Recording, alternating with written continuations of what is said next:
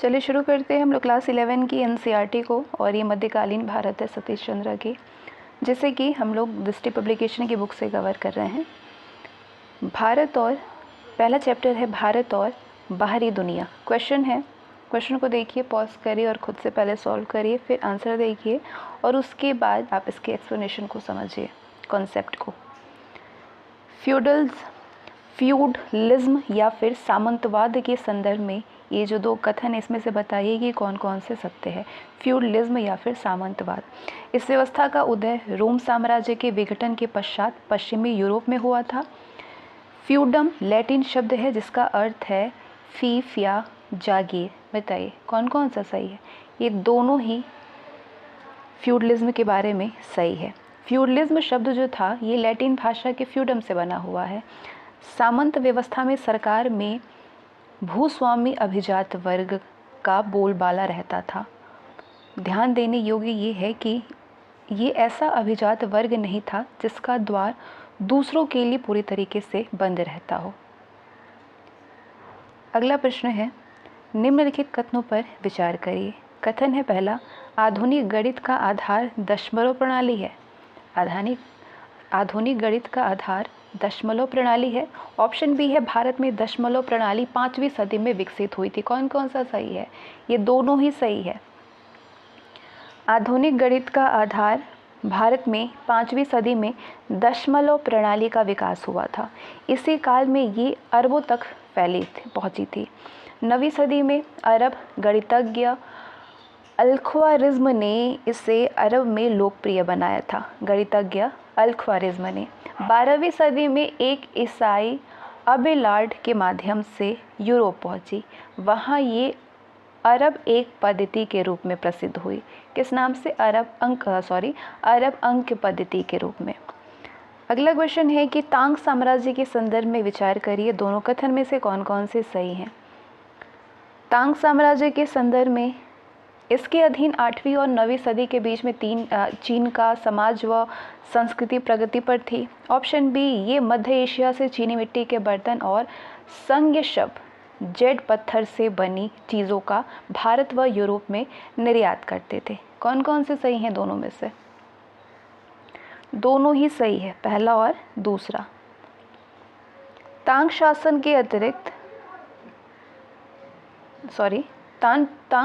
के अधीन जो 8वीं और 9वीं सदी में चीन का समाज और वहाँ की संस्कृति प्रगति के चरमोत्कर्ष पर थे।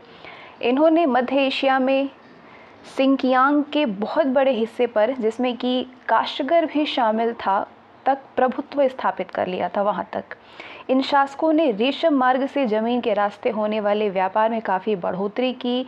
ये रेशम के साथ साथ उत्तम कोटि की चीनी मिट्टी के बर्तन और संज्ञ नामक पत्थर की पच्चीकारी वाली चीज़ें पश्चिम एशिया, यूरोप और भारत को निर्यात करते थे। ठीक है, नेक्स्ट क्वेश्चन है, शैलिंद साम्राज्य के संबंध में ये जो कथन है बताइए, इनमें से कौन सा सत्य नहीं है। पहला है, इनका चीन के साथ में होने वाले समुद्री व्यापार पर नियंत्रण था। इनके पास शक्तिशाली नौसेना थी। इनकी राजधानी पालेमबांग थी सुमात्रा में। और चौथा है कि चोलों के साथ इनके कटुतापूर्ण संबंध थे। कौन सा सही नहीं है। ये सही नहीं है कि चोलों के साथ इनके कटुतापूर्ण संबंध थे। सो सही आंसर होगा ऑप्शन डी। शैलिंद शासकों के चोलों के साथ में मित्रतापूर्ण संबंध नहीं थे। अगला प्रश्न आपसे पूछ रहा है कि बोरोबुदुर का मंदिर किसे समर्पित है। बोरोबुदुर का मंदिर बताइए, बुद्ध को समर्पित है। बोरोबुदुर से बुद्ध बन गया। इसको याद करना कितना इजी है। तो शैलिंद शासकों ने सुमात्रा के निकट पालेमबांग में अपनी राजधानी बनाई थी, जो कि पहले से ही संस्कृत व बौद्ध अध्ययन का अनुसंधान केंद्र था। इन्होंने बोरोबुदुर में बुद्ध को समर्पित एक मंदिर बनवाया। नेक्स्ट है, कंबोज साम्राज्य की मंदिर शैली के संदर्भ में ये जो कथन है इस पर विचार करिए। पहला कथन है कि इन्होंने कंबोडिया में अंकोर वाट मंदिर बनवाया। दूसरा, इन्होंने इसमें महाभारत और रामायण के दृश्य अंकित करवाई। पॉज करिए और देखिए और बताइए कि इनमें से कौन कौन सा सही है।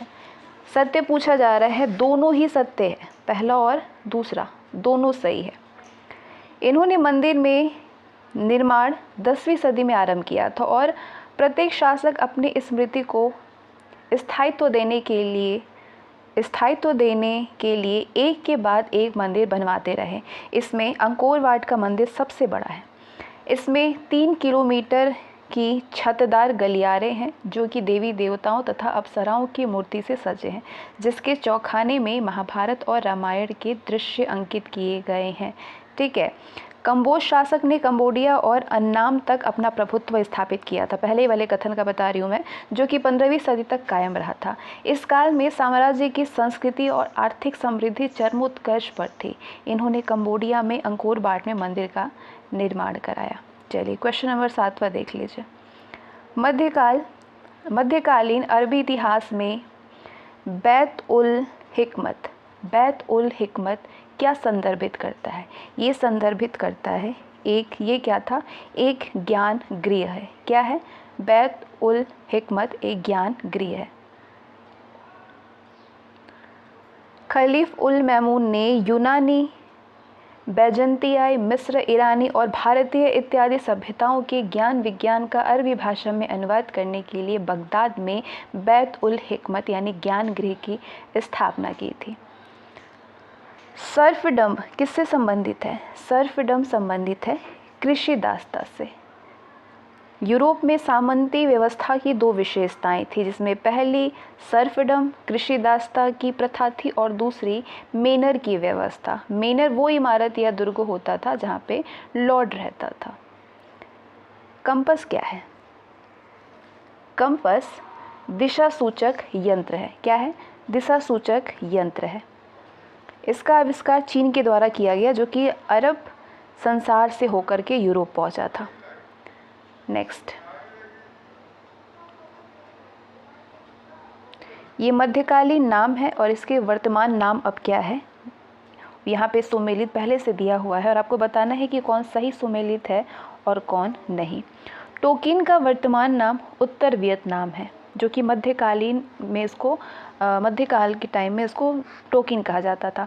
अन्नाम को अब ये दक्षिण वियतनाम हो गया है।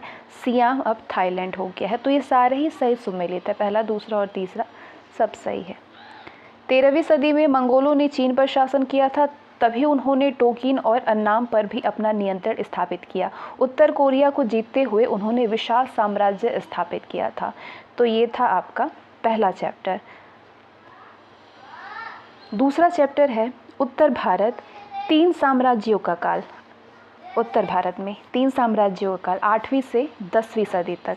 क्वेश्चन है कि किस मध्यकालीन साम्राज्य ने आर्थिक तथा सांस्कृतिक क्षेत्र में उत्तर और दक्षिण के बीच में सेतु का काम किया? बताइए। सेतु का काम राष्ट्रकूटों ने किया। 8वीं से 10वीं सदी के बीच में भारत में पाल प्रतिहार और राष्ट्रकूटों ने शासन किया था। तीनों में सबसे दीर्घायु राष्ट्रकूट था। इन तीनों में यानी चालुक्य, पाल, प्रतिहार में राष्ट्रकूट साम्राज्य था, जिसने कि पाल, प्रतिहार, राष्ट्रकूट इसमें से और राष्ट्रकूट। भारत में पाल पूर्वी भारत के, प्रतिहार पश्चिमी भारत और ऊपरी गंगा घाटी के, और राष्ट्रकूटों इन जो कि दक्कन से। तो इन तीनों ने शासन किया था। अब इन तीनों में सबसे दीर्घायु राष्ट्रकूट साम्राज्य था, जिसने कि आर्थिक और सांस्कृतिक क्षेत्रों में विकास के लिए उत्तर भारत और दक्षिण भारत के बीच में सेतु का काम किया था। ठीक है। पाल वंश की स्थापना किसने की थी? पाल वंश की स्थापना गोपाल ने किया था। ध्यान रखिएगा, किसने किया था? गोपाल ने 750 ईस्वी में। पाल वंश की स्थापना 750 ईस्वी में गोपाल ने किया था। अब इनमें से विचार करिए, जो दोनों कथन हैं इनमें से कौन कौन से सही हैं? सारे सही हैं, दोनों ही, कि इसमें से कोई सही नहीं है। क्वेश्चन है कि धर्मपाल को, स्टेटमेंट है, धर्मपाल को ध्रुव ने पराजित किया था राष्ट्रकूट में, राष्ट्रकूटों ने। ध्रुव ने प्रतिहारों को भी पराजित किया था।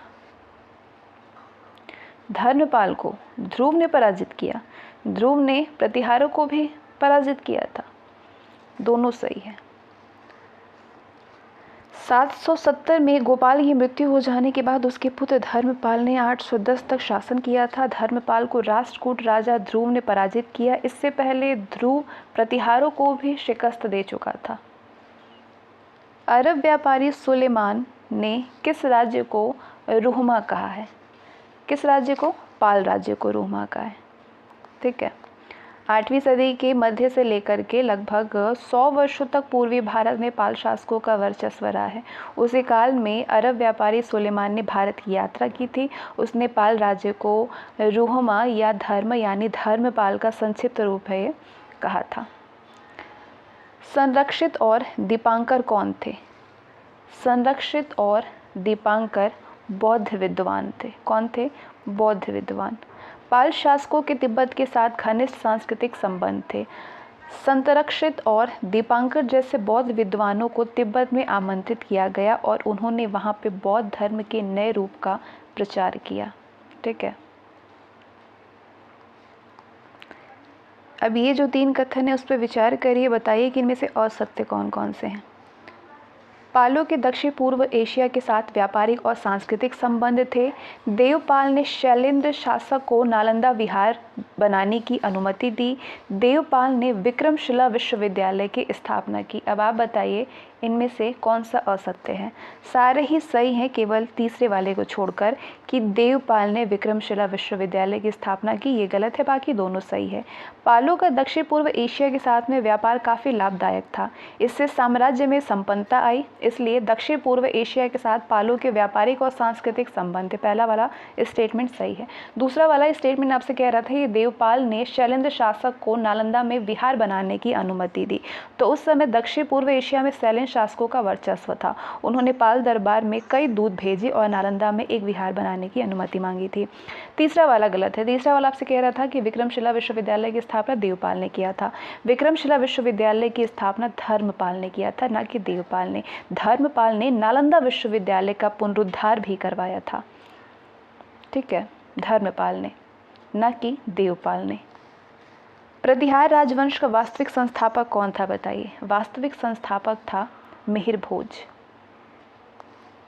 प्रतिहार साम्राज्य का वास्तविक संस्थापक और इस राजवंश का महान शासक भोज था। एक अभिलेख के अनुसार इसका राज्य सतलुज नदी के पूर्वी किनारे तक फैला हुआ था। इसे मिहिर भोज भी कहा जाता था। ये विष्णु भक्त था, तो इसलिए इसके सिक्कों पर आदिवराह शब्द अंकित है। प्रतिहारों के पास भारत में सबसे अच्छी अश्वारोही सेना थी। उन दिनों मध्य एशिया और अरब देशों में घोड़ों का आयात भारतीय व्यापार का एक महत्वपूर्ण अंग था। आगे बढ़ते हुए हम ये देखते हैं, ये मध्यकालीन यात्री है और उनसे संबंधित ये देश है। मध्यकालीन यात्री और उनसे संबंधित ये क्या है? देश है और सुमेलित हैं, और बतानी है कि इनमें से कौन कौन सा सुमेलित है, कौन सा सुमेलित है, इसमें से आपको ये बतानी है। अलमसूदी ये मध्यकालीन यात्री था जो कि किस देश से संबंधित था? बगदाद से संबंधित था। सही है। सुलेमान किस देश से संबंधित था?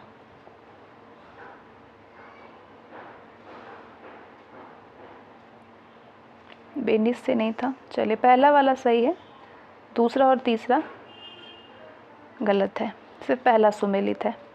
बगदाद निवासी अल मसूदी ने 915-16 के बीच में गुजरात की यात्रा की थी।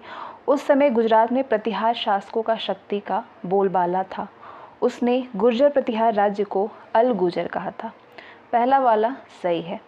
अब ये जो दूसरा आप देख रहे हैं, सुलेमान वेनिस से संबंधित नहीं है। सुलेमान एक अरब व्यापारी था जो कि 9वीं सदी के मध्य में भारत आया था।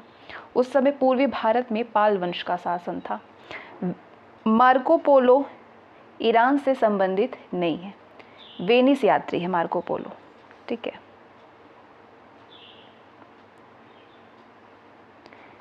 वेनिस का यात्री मार्को पोलो था जिसने कि चीन की यात्रा की थी। निम्नलिखित कथनों पर विचार करिए। पहला है, दंतीदुर्ग ने राष्ट्रकूट राजवंश की स्थापना की।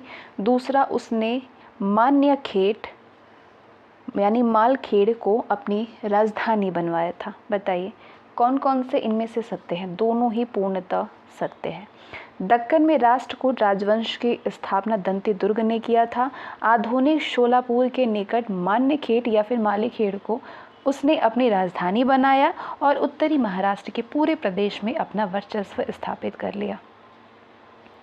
अगला प्रश्न आपसे ये कह रहा है कि ये जो विचार करिए। पहला है कि राष्ट्रकूट राजा कृष्ण तृतीय ने रामेश्वरम में विजय स्तंभ स्थापित किया था। राष्ट्रकूटों ने सहिष्णुता की नीति अपनाते हुए मुसलमान व्यापारियों को अपने राज्य में बसने की अनुमति दे दी। दोनों सही है। राष्ट्रकूट राजवंश के अंतिम प्रतापी राजा कृष्ण तृतीय ने चोल राजा परांतक को परास्त करके चोल साम्राज्य के उत्तरी भाग पर अधिकार कर लिया और इसके उपरांत वह दक्षिण में रामेश्वरम की ओर बढ़ा और वहां तक के प्रदेशों को जीत करके एक विजय स्तंभ स्थापित किया और एक मंदिर का निर्माण करवाया। सहिष्णुता की नीति अपनाते हुए उसने मुसलमान व्यापारियों को अपने राज्य में बसने की इजाज़त दी और उन्हें इस्लाम के प्रचार की भी छूट दी। इस नीति से उन्हें विदेश व्यापार में भी क्या सहायता मिला। अभी मध्यकालीन क्षेत्र हैं और इसके ये वर्तमान राज्य हैं। बताइए कौन कौन से इसमें से सुमेलित है। खास का वर्तमान राज्य कौन सा है। खास का खास, प्राग्योतिशपुर और लाट। मैच करिए दोनों को।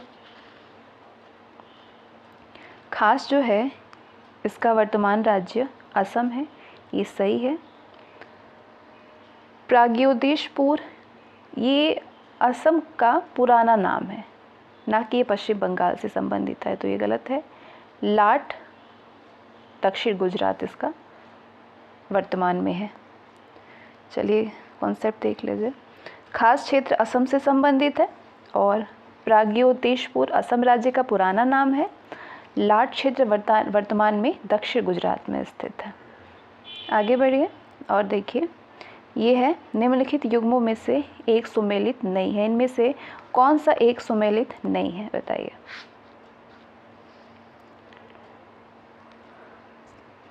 नाटगुवंड ये राजस्व अधिकारी होते हैं, सही है। छोटे सरदार भोगपति या सामंत के होते हैं। मातहत प्रशासनिक सरदार होते थे। पत्तल ये गलत है। पत्तल, चलिए इसके कॉन्सेप्ट को समझ लीजिए आप। पत्तल पाल और प्रतिहार साम्राज्य में विषय से नीचे की एक इकाई थी। पाल और प्रतिहार साम्राज्य के विषय से, जिनका कार्य भू राजस्व की वसूली और शांति व्यवस्था बनाए रखना था। बाकी सारे सही हैं। तीसरा चैप्टर है चोल साम्राज्य 9वीं से 12वीं सदी तक। क्वेश्चन है कि चोल साम्राज्य की स्थापना किया था। चोल साम्राज्य की स्थापना विजयालय ने किया था। किसने किया था? 850 में, यानी 9वीं सदी के अंत में विजयालय ने कांची के पल्लवों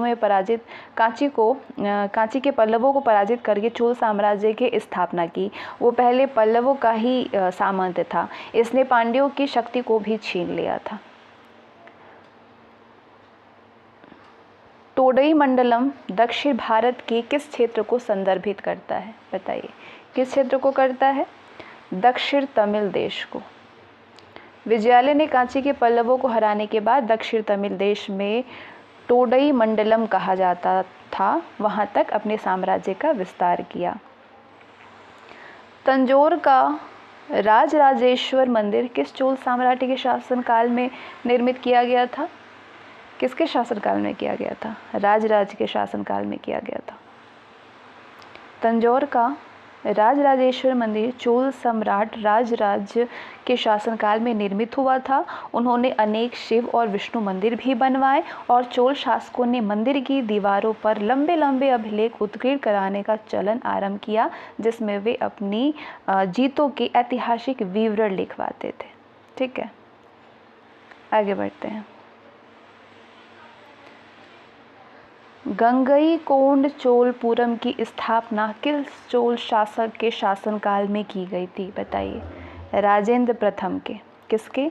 राजेंद्र प्रथम ने एक सैनिक अभियान कलिंग के रास्ते बंगाल पर किया था।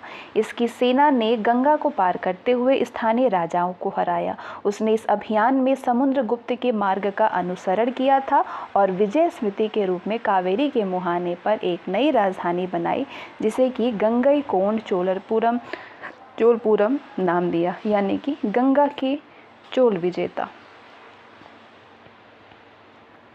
अगला प्रश्न है कि ये जो कथन है दोनों, इस पर विचार करिए और बताइए कि कौन कौन सा सत्य है। पहला है चोल शासकों ने पांड्य और चेरों को पराजित करते हुए दक्षिण भारत में आरंभिक मध्यकालीन परिस्थितियों पर अपना प्रभुत्व स्थापित किया। दूसरा, चोलों ने शैलेंद्र शासकों पर सैन्य आक्रमण करके उन्हें कुछ क्षेत्रों को जीता था। बताइए कौन कौन सा इनमें से सही है? दोनों ही सही है, दोनों सत्य है। अपने पिता राजराज की विस्तारवादी नीति को आगे बढ़ाते हुए राजेंद्र प्रथम ने पांड्य और चेर शासकों पर आक्रमण करके उन्हें अपने साम्राज्य में मिला लिया था।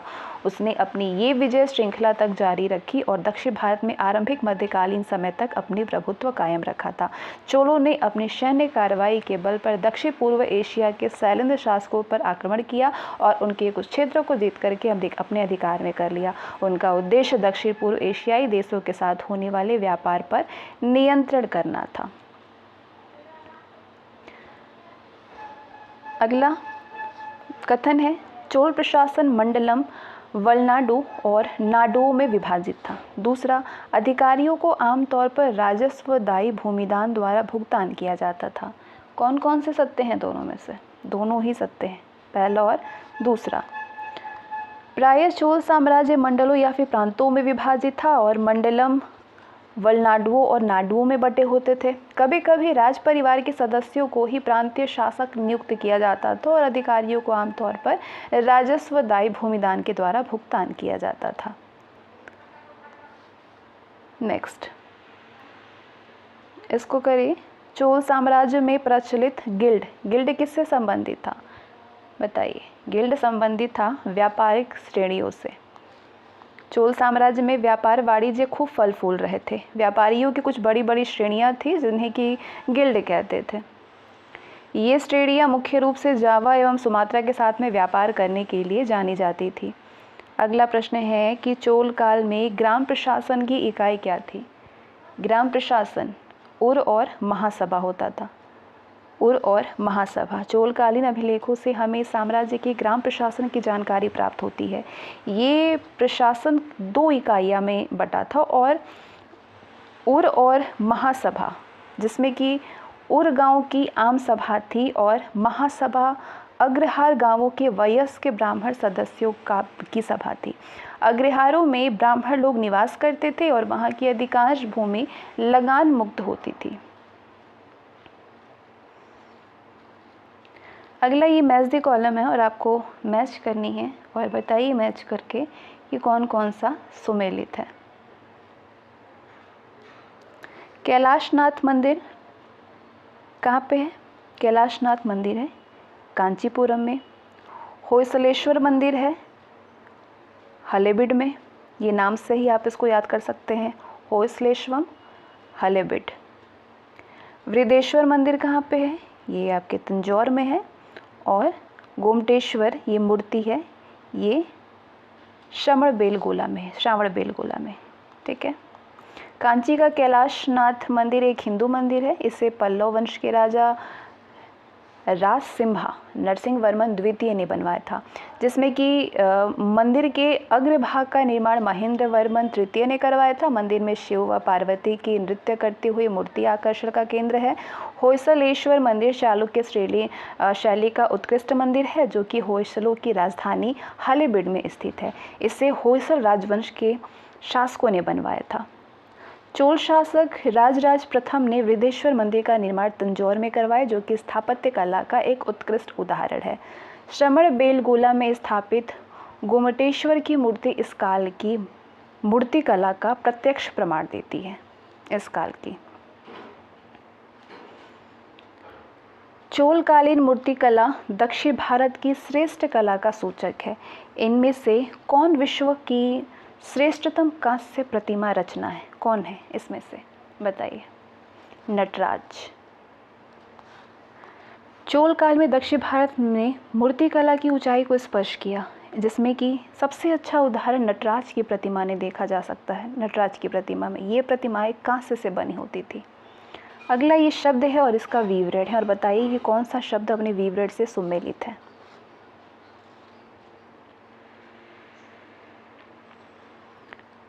तिरुमुरई अलवार नैनार संतों की रचना है। कंबन रामायण तमिल साहित्य की उच्च कोटि की रचना है। पोन्ना रन्ना कन्नड़ काव्य के रत्न हैं। छठी से लेकर के 9वीं सदी तक तमिल देश में अनेक लोकप्रिय संतों का उदय हुआ। इनमें अलवार व नयनार कहे जाने वाले संत विष्णु व शिव के भक्त थे। उन्हें तमिल तथा उस क्षेत्र से संबंधित अन्य भाषाओं में गीतों और भजनों की रचना की थी उन्होंने। यही रचनाएं तिरुमुरई नाम से 11 जिल्दों में संकलित की गई है। कंबन की रामायण को तमिल साहित्य की उच्चतम कोटि की रचना माना जाता है। विद्वान पंपा पोन्ना और रन्ना को कन्नड़ काव्य का रत्न माना जाता है। पांचवें वेद की संज्ञा किसे दी गई है? पांचवें वेद की संज्ञा दी गई है किसको? भी आपने पढ़ा ऊपर जो तिरुमुरई को दी गई है। ये अलवार और नयनार संतों के द्वारा लिखी गई रचनाओं का संकलन है जिसे पांचवें वेद की संज्ञा दी गई है। ये राजा हैं और उनके दरबारी ये कवि हैं और आपको बतानी है कौन सा सुमेलित है। चोल में कंबन कवि थे, चालुक्य में नन्हैया, राष्ट्रकूट में पंपा पोन्ना थे। तीनों ही सुमेलित हैं। कंबन 11वीं सदी के उत्तरार्ध और 12वीं सदी के प्रारंभ तक चोल राजा के दरबार पर रहा था। इस काल को चोल साहित्य का स्वर्ण युग माना जाता है। चोल साहित्य का चालुक्य राजा के दरबार में नन्हैया ने महाभारत का तेलुगु पाठ आरंभ किया था जिसे कि 13वीं सदी में तिकन्ना ने पूरा किया था। राष्ट्रकूट राजाओं ने तेलुगु और कन्नड़ दोनों भाषाओं को संरक्षण दिया। राजा अमोघ वर्ष ने कन्नड़ में काव्यशास्त्र लिखा। पंपा पोन्ना और रन्ना कन्नड़ काव्य के रत्न माने जाते हैं जो कि जैन धर्म से प्रभावित थे। द्रविड़ शैली के मंदिरों में गोपुरम किससे संबंधित है? गोपुरम संबंधित है ऊंचे अलंकृत सिंह द्वार से।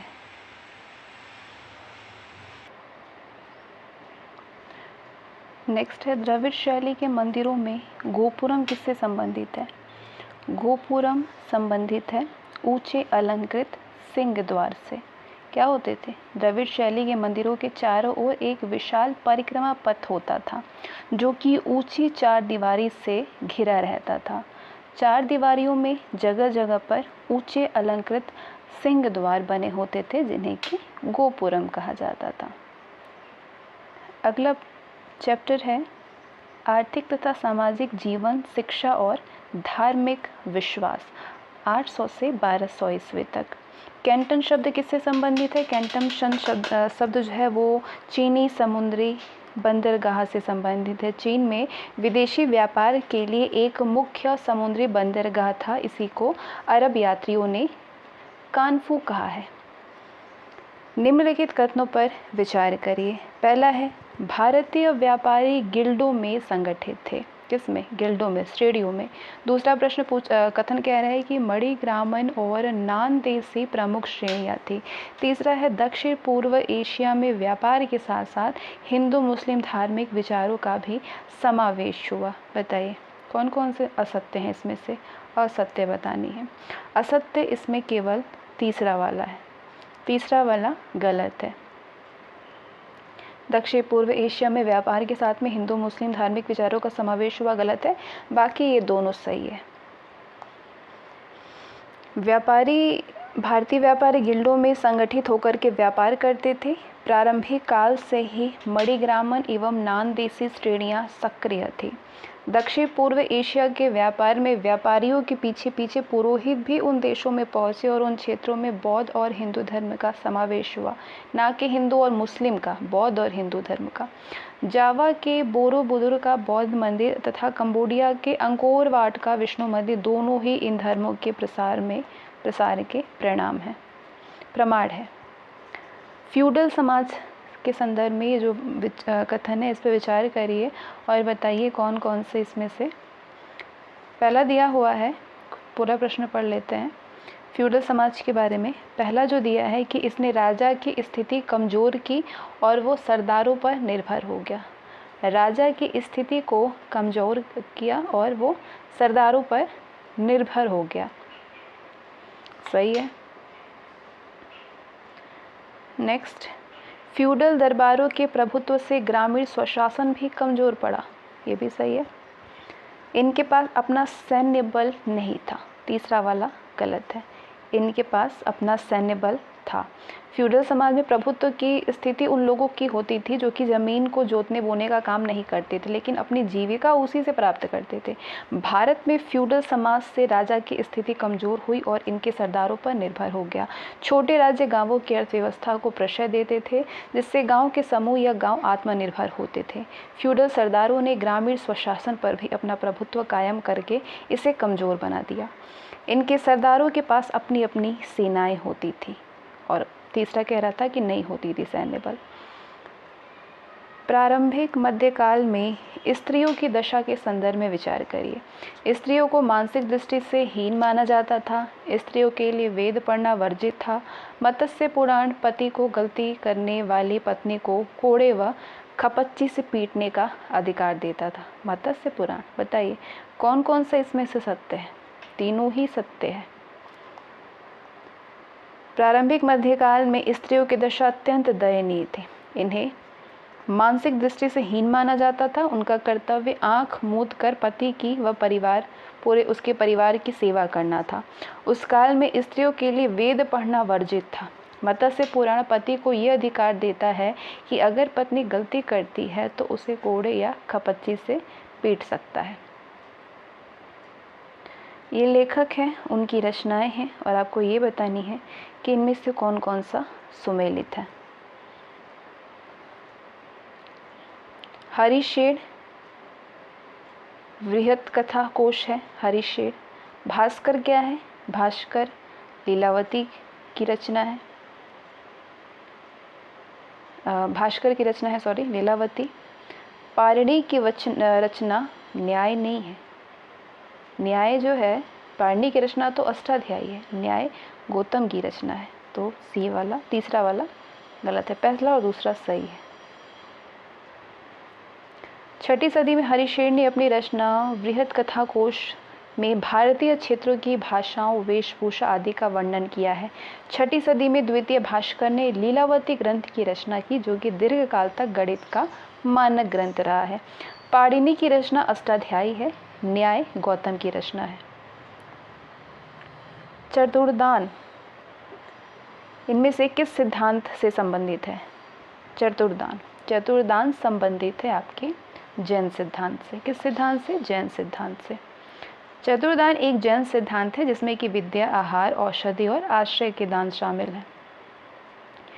लिंगायत आंदोलन के संबंध में ये जो कथन है, तीनों उस पर विचार करिए। इनके संस्थापक बासव और चन्नबासव थे। ये शिव के उपासक थे। इन्होंने बाल विवाह का विरोध और विधवा विवाह का समर्थन किया। बताइए इनमें से कौन कौन सा सत्य है? तीनों ही सत्य हैं। 12वीं सदी में इस धार्मिक आंदोलन का जन्म हुआ। इसे लिंगायत या वीरशैव आंदोलन कहते हैं। इसके संस्थापक बासव व चन्नबासव थे। ये कलचुरी दरबार से संबंधित थे। ये शिव के उपासक थे। इन्होंने जाति प्रथा का प्रबल विरोध किया और उपवास, भोज, तीर्थयात्रा और यज्ञ को नाकार किया। इन्होंने सामाजिक क्षेत्र में बाल विवाह का विरोध किया और विधवा विवाह का समर्थन किया। शंकराचार्य के संदर्भ में बताइए कौन सा कथन सत्य है? शंकराचार्य, इनका जन्म तमिलनाडु में हुआ था। गलत है। इनका दर्शन द्वैतवाद कहा जाता है। ये भी गलत है। मोक्ष का मार्ग ईश्वर की भक्ति बताया। ये सही है। वेदों पर आशंका जताई। ये गलत है। तीसरा सही है। मोक्ष का मार्ग ईश्वर की भक्ति बताया। किसने? शंकराचार्य का जन्म केरल में 9वीं सदी में हुआ था। अद्वैतवाद शंकर का दर्शन है। इन्होंने 9वीं सदी में जैन व बौद्ध धर्म को चुनौती देते हुए हिंदू धर्म को नए सिरे से सूत्रबद्ध किया। इन्होंने ईश्वर व उसकी सृष्टि को एक माना और मोक्ष का मार्ग ईश्वर की भक्ति को बताया, जिसका आधार ज्ञान है। शंकर ने वेदों को सच्चे ज्ञान के स्रोत के रूप में फिर से प्रतिष्ठित किया। नेक्स्ट, निम्नलिखित मध्यकालीन संतों को काल क्रमानुसार लगाइए, उनके काल के क्रम के अनुसार। सबसे पहले शंकराचार्य थे, फिर रामानुज, मध्वाचार्य, फिर वल्लभाचार्य। शंकराचार्य, रामानुज, मध्वाचार्य, वल्लभाचार्य। शंकराचार्य का जन्म 9वीं सदी में केरल में हुआ था। 11वीं सदी में रामानुज ने मोक्ष मार्ग पाने के लिए भगवत कृपा को महत्व दिया था। रामानुज का अनुसरण करते हुए दक्षिण भारत में मध्वाचार्य तथा उत्तर भारत में वल्लभाचार्य, रामानंद आदि विद्वान चिंतकों ने अपना विचार दिया। संघर्ष का युग लगभग 1000 से 1200 ईस्वी तक। 5वां चैप्टर है। प्रश्न है, अमीर उल उमरा की उपाधि किसे प्राप्त थी? अमीर उल उमरा की उपाधि प्राप्त थी स्वतंत्र क्षेत्र स्थापित करने वाले सेनापति को।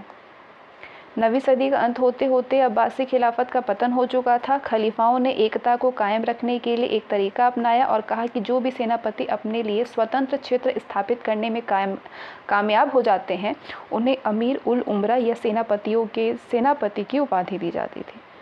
तो इसलिए अमीर उल उमरा स्वतंत्र क्षेत्र स्थापित करने वाले सेनापति थे। सामानियों के संदर्भ में विचार करिए, बताइए इनमें से कौन सा सत्य है। ये ट्रांस ऑक्सियाना खुरासान में ईरानी मूल के शासक थे। ये राज्य की सुरक्षा के साथ साथ धर्म की रक्षा हेतु भी संघर्षरत थे। बताइए कौन कौन सा इसमें से सत्य है। दोनों ही सही है। 9वीं सदी के अंतिम दौर में ट्रांस ऑक्सियाना खुरासान और ईरान के कुछ हिस्सों पर सामानियों का शासक था जो कि ईरानी मूल के थे।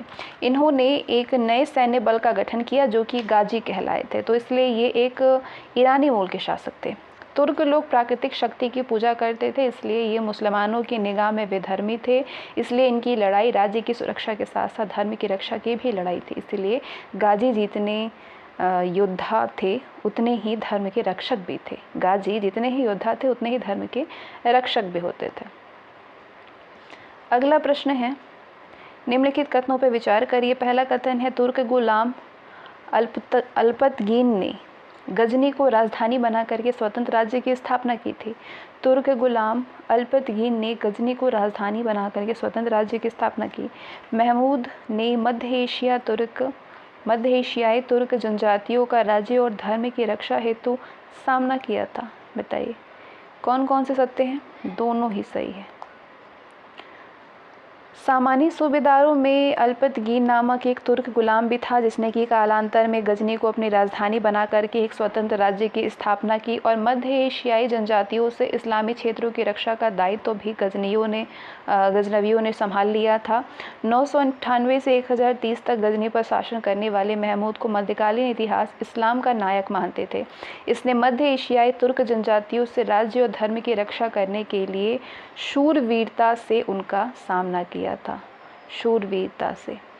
शाहनामा के लेखक कौन है? शाहनामा के लेखक हैं फिरदौसी। कौन है? फिरदौसी है। फिरदौसी की रचना शाहनामा है जो कि फारसी भाषा में लिखी गई है।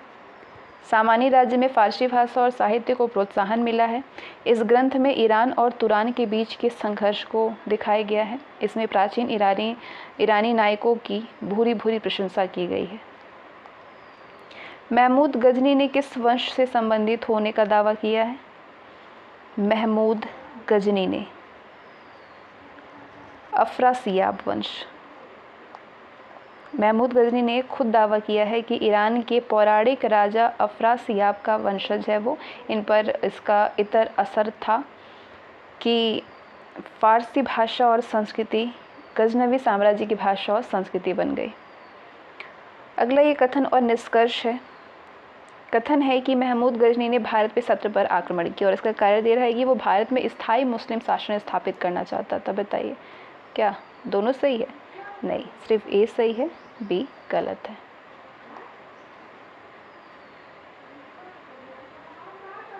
महमूद गजनी ने 17 बार तो आक्रमण किया था, लेकिन उसका लक्ष्य भारत में स्थायी मुस्लिम शासन स्थापित करना नहीं था, बल्कि लूटपाट करना था केवल।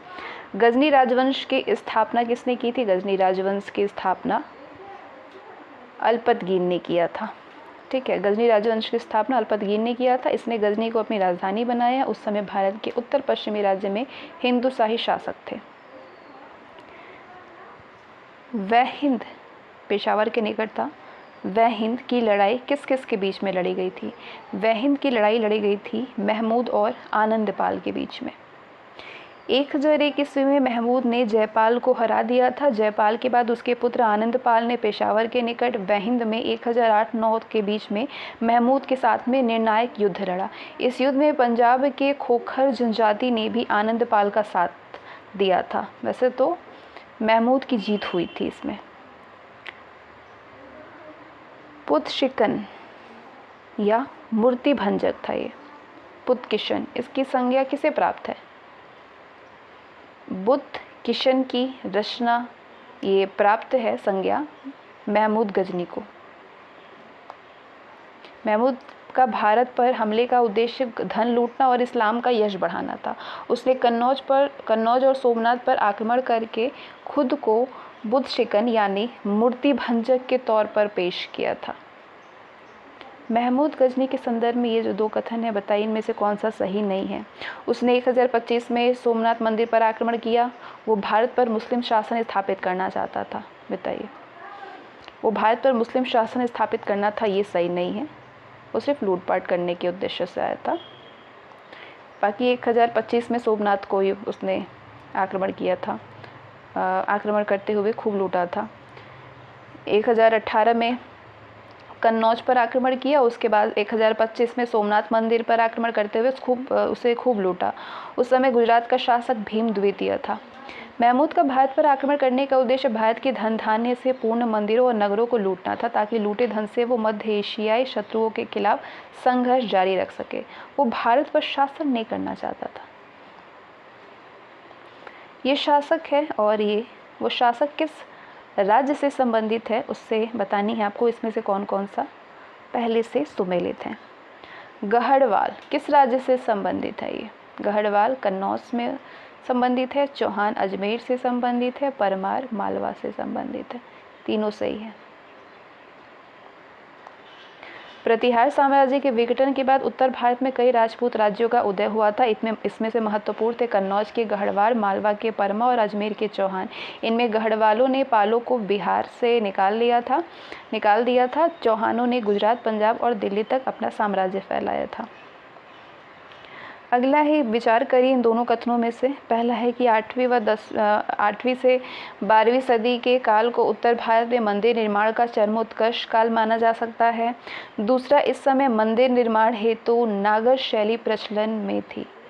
बताइए, दोनों में से दोनों सत्य हैं? दोनों सत्य हैं।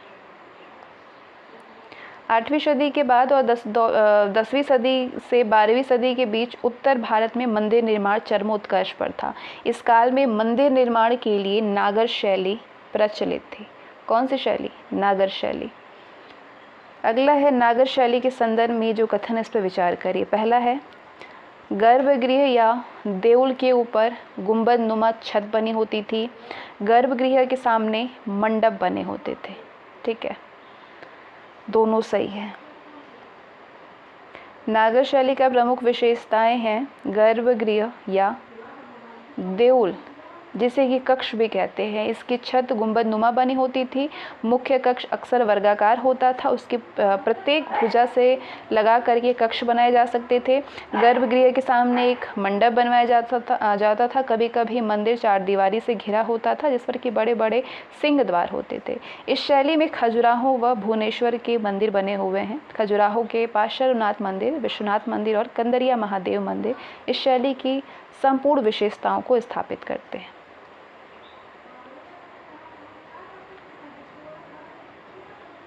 अगला है, सुमेलित करिए।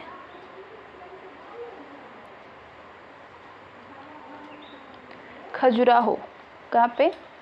ये सभी जो हैं ये मंदिर ही है। मंदिर नागर शैली में बने हुए हैं। और चलिए मैच करते हैं। खजुराहो कंदरिया महादेव मंदिर है खजुराहो में। माउंट आबू में जैन मंदिर है माउंट आबू में। ठीक है, कोणार्क में सूर्य मंदिर है। भुवनेश्वर में लिंगराज मंदिर है। इसमें खजुराहो का पार्श्वनाथ एवं विश्वनाथ मंदिर भी शामिल है। खजुराहो का 11वीं सदी में बने उत्तर भारत के मंदिरों के संदर्भ में ये जो दो कथन है इस पर विचार करिए और बताइए इनमें से कौन कौन सा सही है। ये सामाजिक और सांस्कृतिक जीवन के केंद्र थे। ये मंदिर कई गांवों पर शासन करते थे और व्यावसायिक गतिविधियों में भी भाग लेते थे। बताइए कौन कौन से सत्य हैं। दोनों ही सही है। 11वीं सदी में बने उत्तर भारत के मंदिरों में अत्यधिक विस्तार और अलंकरण दिखाई देता है। ये मंदिर इस काल में सामाजिक व सांस्कृतिक जीवन के केंद्र बन गए थे। इन मंदिरों ने अंकुत संपत्ति अर्जित कर ली थी। सोमनाथ मंदिर इसका उदाहरण था। ये मंदिर कई कई गांवों पर शासन करते थे और व्यावसायिक गतिविधियों में भी भाग लेते थे। माउंट आबू पर स्थित जैन मंदिर को किसने बनवाया था? वस्तुपाल ने बनवाया था। ठीक है। चालुक्य राजा भीमदेव प्रथम का मंत्री वस्तुपाल एक श्रेष्ठ लेखक था। उसने अनेक विद्वानों को आश्रय दिया और माउंट आबू स्थित दिलवाड़ा के जैन मंदिर को बनवाया था। मुइजुद्दीन मोहम्मद बिन साम के भारत आक्रमण के संदर्भ में ये जो कथन दिए हैं उसमें बताइए कि कौन सा असत्य है। ठीक है। उसने गोमल दर्रे को पार करके मुल्तान और उच्च को जीत लिया था। उसे गुजरात में हार का सामना करना पड़ा। उसने भारत विजय के लिए पंजाब में एक मजबूत आधार कायम करना ज़रूरी नहीं समझा। 1191 में तराइन की लड़ाई में गौरी की फौज बुरी तरीके से पराजित हुई थी। बताइए इनमें से कौन सा असत्य है। सी वाला असत्य है कि उसने भारत पर विजय के लिए पंजाब में एक मजबूत आधार कायम करना ज़रूरी नहीं समझा। बाकी सारे ही सही हैं। मुइजुद्दीन मोहम्मद बिन साम ने 1178 में राजपूताना रेगिस्तान से होकर गुजरात में प्रवेश करने की कोशिश की, लेकिन माउंट आबू के निकट एक लड़ाई में गुजरात के शासक से पराजित हुआ। इससे उसकी समझ में आया कि भारत विजय के लिए पंजाब में एक मजबूत आधार कायम करना ज़रूरी है। 1191 में तराइन की लड़ाई में गौरी की फौज पृथ्वीराज चौहान से बुरी तरीके से पराजित हुई, लेकिन 1192 की तराइन की दूसरी लड़ाई में मोहम्मद गौरी की जीत हुई थी। चंदावर का युद्ध किसके किसके बीच में हुआ था? चंदावर का युद्ध हुआ था जयचंद और मोहम्मद बिन साम के बीच में। 1192 मोहम्मद बिन साम ने तराइन की लड़ाई लड़ी थी और वापस गजनी लौट गया था। अपने विश्वस्त गुलाम कुतुबुद्दीन ऐबक को भारत का जीता हुआ राज्य सौंपा गया, लेकिन 1194 में सोम फिर से भारत लौटा और यमुना नदी पार करके कन्नौज के निकट चंदावर नामक स्थान पर जयचंद से जमकर के युद्ध किया। इसमें जयचंद की हार हुई, इसलिए चंदावर का युद्ध जयचंद और मोहम्मद बिन साम के बीच में लड़ा गया था। तराइन का दूसरा युद्ध कब लड़ा गया था? बताइए। 1192 में। कब लड़ा गया था? 1192 में दूसरी लड़ाई लड़ी गई थी, जो कि भारतीय इतिहास को नया मोड़ देने वाली लड़ाई मानी गई है। इसमें पृथ्वीराज चौहान को हार मिली थी। तराइन युद्ध के संबंध में अब ये जो दो कथन है इससे विचार करिए, सत्यता की पहचान करिए। द्वितीय तराइन युद्ध के बाद तुर्क सेना ने हांसी, सरस्वती और समाना के किलों पर कब्जा कर लिया था। इस युद्ध के बाद पृथ्वीराज ने कुछ समय तक अजमेर में शासन किया। बताइए। दोनों सही है। द्वितीय तराइन युद्ध के बाद तुर्क सेना ने सरस्वती के निकट पृथ्वीराज को बंदी बना लिया और हांसी, सरस्वती और समाना के किलों पर कब्जा कर लिया। पृथ्वीराज को कुछ समय तक मोहम्मद गौरी ने अजमेर पर शासन करने दिया था, क्योंकि इसकी जानकारी लड़ाई के बाद मिले सिक्कों से होती है, जैसे कि एक तरफ पृथ्वीराज और तिथि का उल्लेख है, दूसरी तरफ श्री मोहम्मद साम का।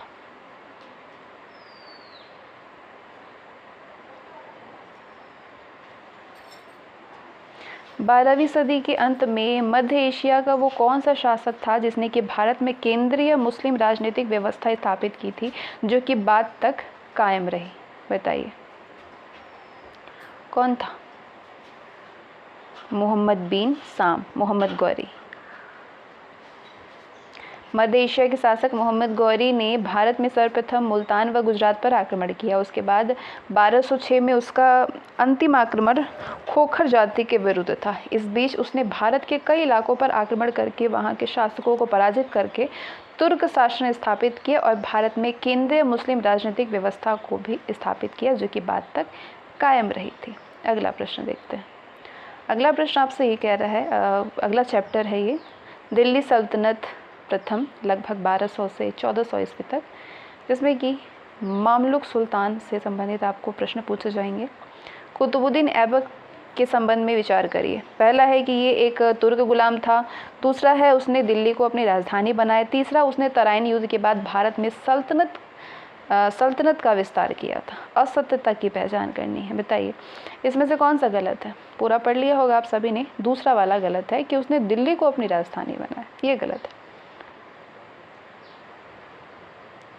इसने लाहौर को अपनी राजधानी बनाया था। कुतुबुद्दीन ऐबक एक तुर्क गुलाम था और उसे भारतीय प्रदेशों का उत्तराधिकारी 1206 में गौरी की मृत्यु के बाद मिला था।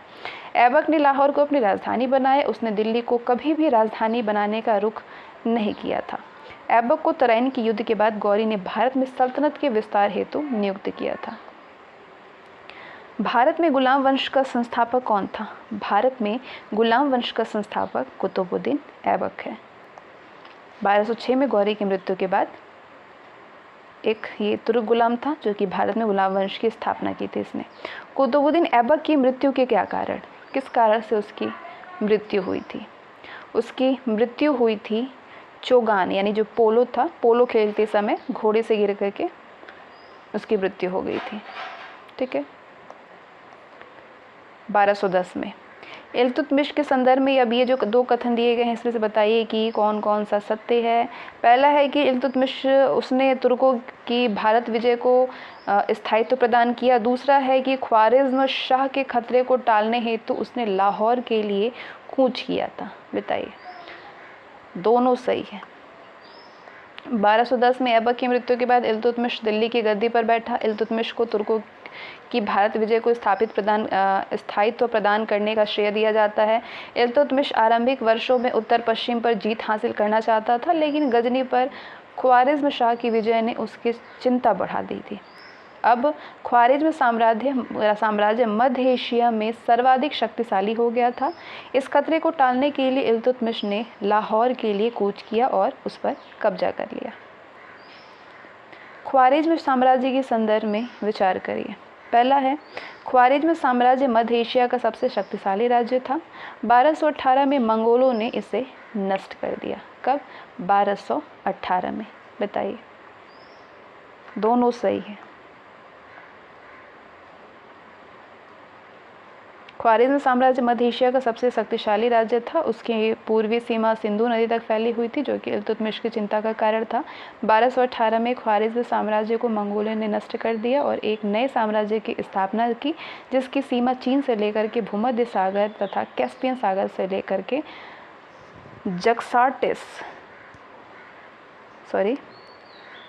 जक्साटिस नदी तक फैली हुई थी। सुल्तान गयासुद्दीन की पदवी किसने धारण की थी? गयासुद्दीन की पदवी ईवाज ने धारण किया था। किसने? ईवाज ने। जब इल्तुतमिश पश्चिमी इलाकों पर ध्यान दे रहा था, तभी बंगाल और बिहार में ईवाज ने सुल्तान गयासुद्दीन की पदवी धारण की और अपनी आज़ादी का ऐलान किया। 1226-27 में ईवाज लखनौती के निकट इल्तुतमिश के बेटे के खिलाफ लड़ता हुआ मारा गया था। ठीक है। अब आगे जो कथन है इस पर विचार करिए। रजिया को उत्तराधिकारी नियुक्त करने में अमीरों और उलेमाओं को इल्तुतमिश ने रजामंद कर लिया। रजिया के शासनकाल में राजतंत्र और तुर्क सरदारों के बीच में संघर्ष कभी नहीं हुआ था। बताइए, इनमें से कौन सा असत्य है? दूसरा वाला गलत है, पहला वाला सही है। दूसरा वाला गलत है।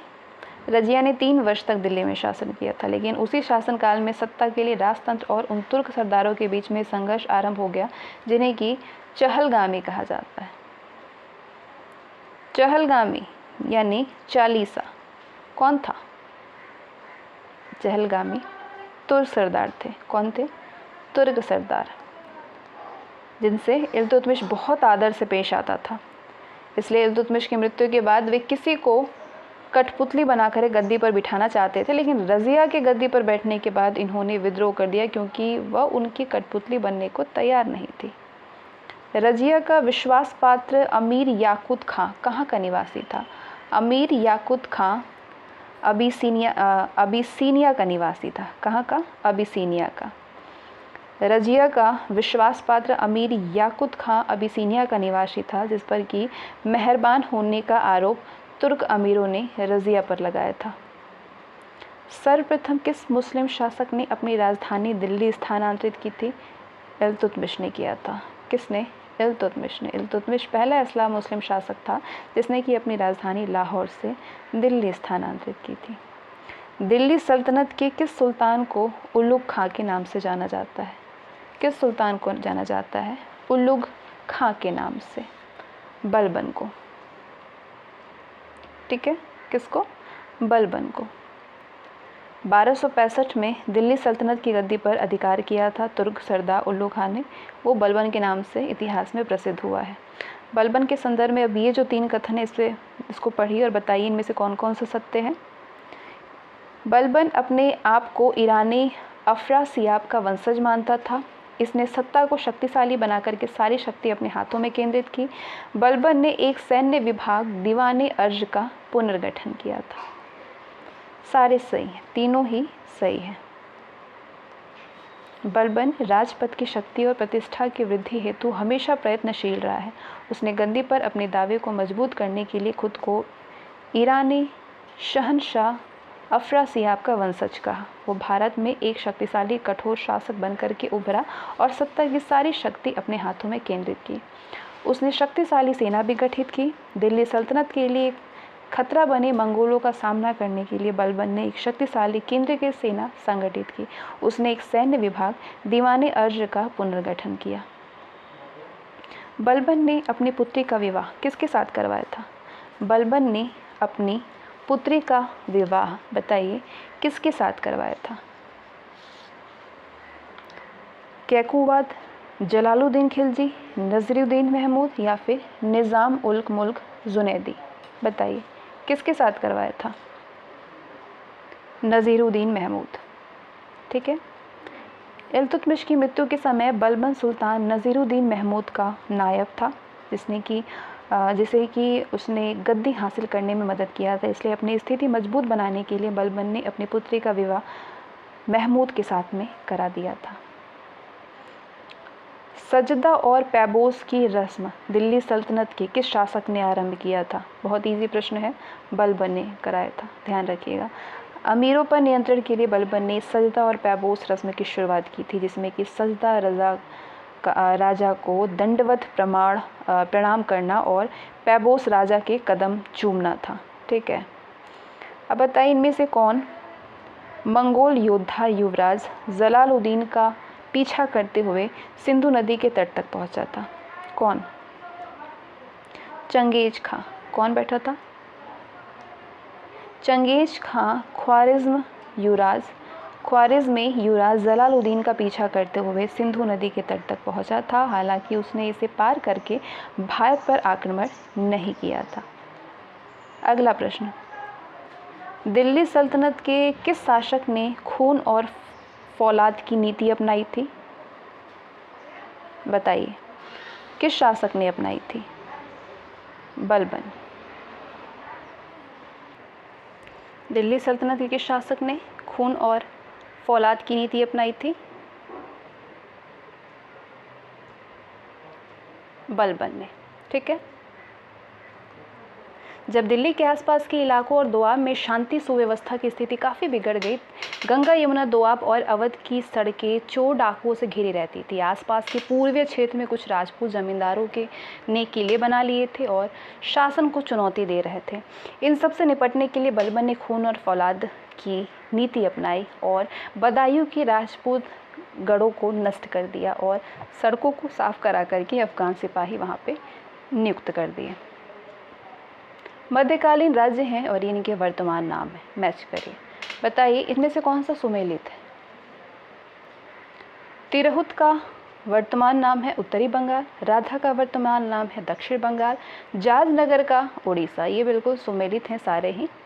बलबन ने अपने पुत्र बुगरा खां को कहाँ का सूबेदार नियुक्त किया था? बताइए कहाँ का? बंगाल का। ठीक है।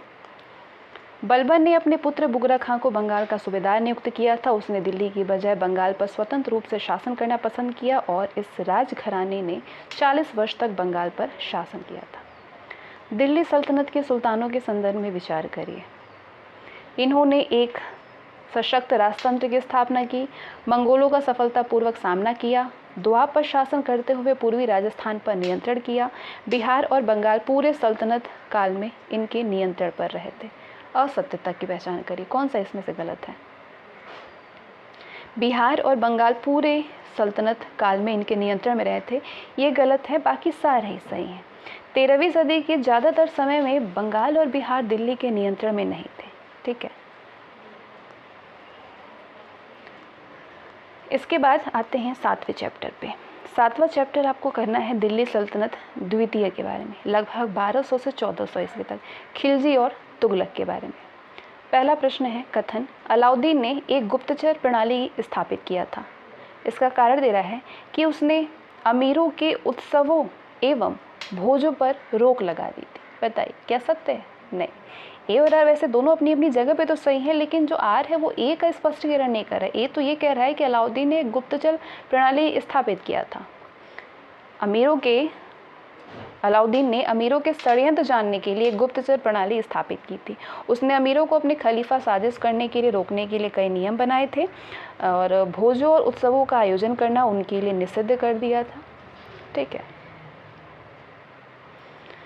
प्रसिद्ध सूफी संत निजामुद्दीन औलैया ने इनमें से किस शासक की भेंट स्वीकार कर उसे सम्मान दिया था? बताइए। खुसरो की। ठीक है, 1316 में अलाउद्दीन खिलजी की मृत्यु के बाद मलिक काफूर ने उसके नाबालिग बेटे को गद्दी पर बैठा दिया। काफूर की हत्या के बाद खुसरो नामा एक व्यक्ति जो कि हिंदू से मुसलमान बना था, दिल्ली की गद्दी पर बैठा। दिल्ली के प्रसिद्ध सूफी संत निजामुद्दीन औलैया ने उससे भेंट स्वीकार करके उसे सम्मान दिया। तुगलक राजवंश की स्थापना किसने किया था? तुगलक राजवंश की स्थापना किया था गाजी मलिक ने। ठीक है, गियासुद्दीन तुगलक। 1320 में गियासुद्दीन तुगलक ने एक नए राजवंश की स्थापना की जो कि 1412 तक चलता रहा था।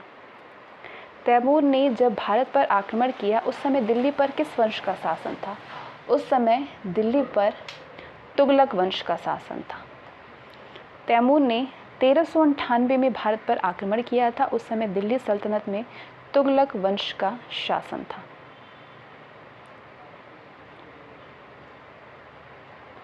पहला कथन है कि अलाउद्दीन ने उत्तर में मालवा गुजरात से लेकर के दक्षिण में मदुरै तक अधिकार स्थापित किया। उसने जो प्रादेशिक विस्तार का नया दौर आरंभ किया था उसे मोहम्मद बिन तुगलक ने चरण तक पहुंचाया था। कौन कौन सा सही है इसमें से? दोनों सत्य हैं, दोनों ही सत्य हैं। अलाउद्दीन खिलजी ने अपने शासनकाल में मालवा गुजरात पर अधिकार करते हुए राजस्थान के अधिकांश राजाओं को अपने अधीन करके दक्षिण में मदुरै तक अपना अधिकार स्थापित किया था। उसने जो प्रादेशिक विस्तार का नया दौर प्रारंभ किया उसे चरम परिणति पर मोहम्मद बिन तुगलक ने पहुंचाया था। अलाउद्दीन की सेना ने जब गुजरात पर आक्रमण किया उस समय वहाँ का शासक कौन था? उस समय वहाँ का शासक था राजा रायकरण। कौन था? राजा रायकरण था। 1299 में अलाउद्दीन की सेना ने राजस्थान के रास्ते गुजरात की ओर कूच किया। रास्ते में सेना ने जैसलमेर पर हमला किया और गुजरात की ओर बढ़ा। तभी गुजरात का शासक राजा रायकरण घबरा गया और बिना प्रतिरोध के वहां से भाग गया था। ठीक है, मलिक काफूर को किस आक्रमण के तहत बंदी बनाया गया था? मलिक काफूर को गुजरात आक्रमण के तहत बंदी बनाया गया था। जब दिल्ली सल्तनत की सेना गुजरात आक्रमण के दौरान गुजरात अनहिलवाड़ को लूटते हुए सोमनाथ मंदिर में लूटपाट कर रही थी तभी उसने मलिक काफूर को बंदी बनाया और अलाउद्दीन को सौंप दिया, जिसने कि शीघ्र ही सुल्तान का विश्वास जीत लिया और सैनिक अभियानों का नेतृत्व किया। रणथंभौर आक्रमण के संदर्भ में बताइए इसमें से असत्य कौन सा है? ठीक है, इसका नेतृत्व अलाउद्दीन खिलजी ने स्वयं किया था, सही है। इस अभियान में अमीर खुसरो भी साथ थे, ये भी सही है। इस समय यहाँ का शासक राजा रामचंद्र था, ये गलत है। हमीर देव ने मंगोल अमीरों को शरण दिया था, ये भी सही है। तीसरा वाला गलत है, बाकी सारे सही हैं। जब अलाउद्दीन ने रणथंभौर पर आक्रमण किया था उस समय यहाँ का शासक हमीरदेव था, जो कि पृथ्वीराज चौहान का उत्तराधिकारी था। देवगिरी पर राजा रामचंद्र का शासन था। ठीक है, अगला प्रश्न आपसे ये पूछ रहा है कि बताइए रजिया सुल्तान के बारे में जो ये 3 कथन दिए हैं, इनमें से कौन कौन सा कथन सही है। पहला कथन है कि निज़ाम उल मुल्क जुनैदी ने उसकी गद्दी नशीनी का विरोध किया। दूसरा है उसने रणथंभौर पर पहला आक्रमण किया था। तीसरा है उसे तबर हिंद में बंदी बनाया गया था। कौन कौन सा सत्य है इसमें से? तीनों सत्य है। ठीक है, तीनों ही सही है। अगला प्रश्न पूछ रहा है आपसे कि मंगोल भारत में सत्ता कायम करने में असफल रहे थे। कारण इसका दे रहा है कि दिल्ली के सुल्तान इनका सामना करने में सफल रहे थे। बताइए, कथन और कारण दोनों सही है और कारण जो था वो कथन की बिल्कुल सही व्याख्या कर रहा है। भारत में मंगोल आक्रमण इल्तुतमिश के समय से प्रारंभ हुआ था और 13वीं सदी के अंत तक चलता रहा था, लेकिन वे भारत में अपना स्थायित्व कायम करने में कामयाब नहीं हो सके थे, क्योंकि दिल्ली के सुल्तानों ने इनका डट करके सामना किया। अलाउद्दीन खिलजी ने दिल्ली के निकट सीरी में नई राजधानी बनाई और किलेबंदी करके मंगोलों का सामना करने के लिए महीनों बैठा रहा। धीरे धीरे दिल्ली के शासकों ने लाहौर पर अधिकार करते हुए झेलम के निकट 60 पर्वत श्रेणी तक अपना नियंत्रण स्थापित किया। अलाउद्दीन के किस गुलाम ने देवगिरी आक्रमण का नेतृत्व किया था? बताइए, किस गुलाम ने किया था? मलिक काफूर ने किया था। ठीक है, मलिक काफूर ने। अलाउद्दीन खिलजी ने मलिक काफूर के नेतृत्व में देवगिरी पर आक्रमण किया। उस समय राजा रामचंद्र वहां का शासक था, जिसने कि रायकर्ण के साथ में संधि संबंध किए हुए थे। अलाउद्दीन खिलजी ने किसे राय रायन की उपाधि प्रदान की थी? बताइए, किसे किया था? राजा रामचंद्र को। किसे प्रदान की? राजा रामचंद्र को। जब देवगिरी में दूसरा आक्रमण किया था तो राजा रामचंद्र ने आत्मसमर्पण कर दिया था। खिलजी ने उसके साथ सम्मानजनक व्यवहार किया और उसे राय रायन की उपाधि दी और उसे अपने पद पर